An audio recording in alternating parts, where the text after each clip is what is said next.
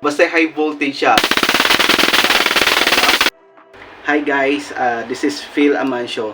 So, ito nga pala yung about sa ating toy gun o yung related sa butane gun.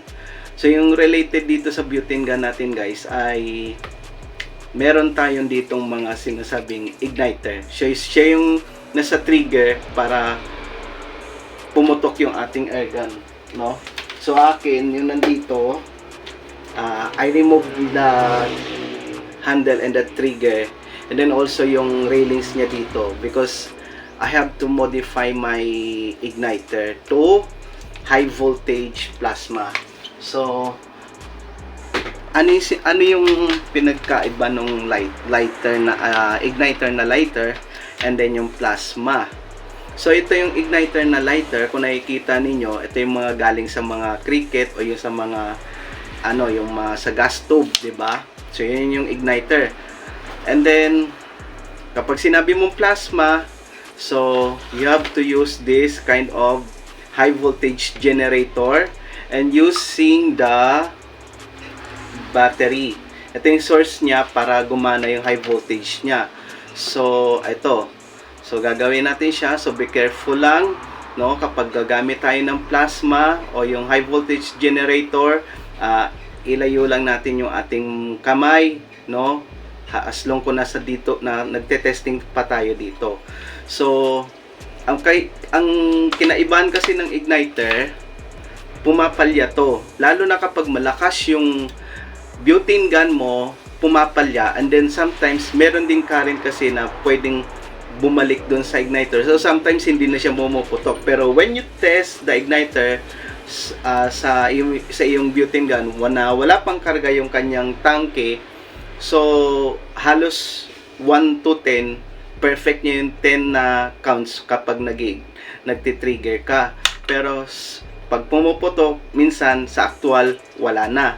Meron siyang perfect talaga na pagkakataon para lahat ng karga mo puputok talaga yung yung butane gun mo.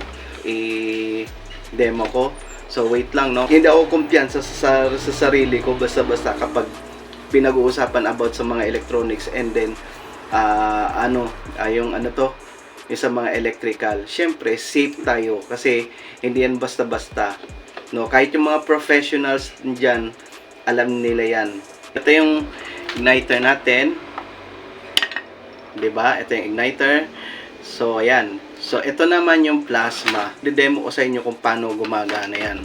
So ayan, So sana makuha nyo. Yan yung plasma. And then ito yung battery, nandito sa gilid lang, no. So ayan. So hopefully makita nyo. Yan. So nakita nyo. Lakas, 'di ba? So hindi papalya yung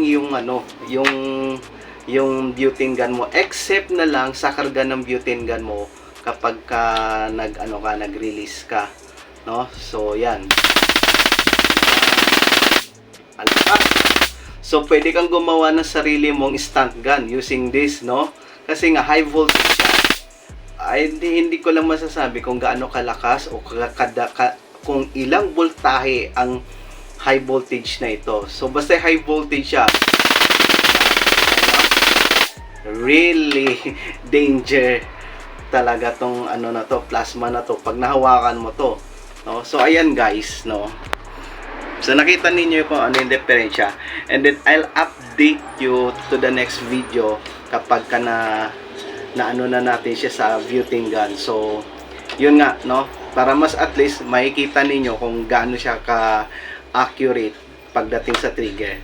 So ayan lang guys, and thank you for watching.